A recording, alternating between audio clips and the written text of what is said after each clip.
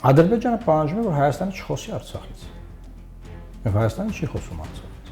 Նայեք, Հայաստանում ցանկացած թեզ որ շրջանառվում է, դրանք կիսաճշմարտություններ են։ Չէ, կա ինչ-որ մի փոքր ճշմարտություն, եւ մնացածը սուտ է։ Կարող է Բուրկինա Ֆասոյում էլ մեղավորներ կան։ Ձեզ խորանանք գտնենք հաստատ։ Ասենք ռուսները կարան բոլոր տեղերում մեղավոր լինեն, մեզ չի որ կարող մեղավոր չլինեն։ Բայց մենք ինչ ենք անում։ Մենք մեր արած սխալները գցում ենք ստեղ այնտեղ սրա նրա վրա։ ՄԱԿ-ն է եկել այդ պատերազմը կանգնեցրել։ ՄԱԿ-ն է եկել նոյեմբերի 9-ին մտել, ով է եկել, սկանդինավներն են եկել, Ամերիկան է եկել, Ֆրանսիան է, ով է եկել։ Ով եկել է գնա նրա հետ խոսա, ուր էս գնացել ՄԱԿ, Բրատիսլավա, Սլովենիա, Սոֆիա, ասենք, չգիտեմ, էլ ինչ քաղաքներ կան այդ ուղղության վրա։ Հիմա հայ ժողովուրդը իր վարած քաղաքականությամբ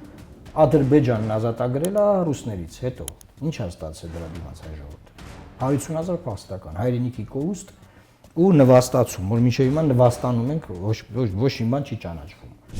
Պայմանագրի տեքստը չի համաձայնեցվել, այլ Հայաստանը ընդունել է Ադրբեջանի վերջին երկու պահանջները։ Ադրբեջանը ինչպես է աշխատում մեր հետ։ Նա ստանում է որոշակի խումբ զիջումներ,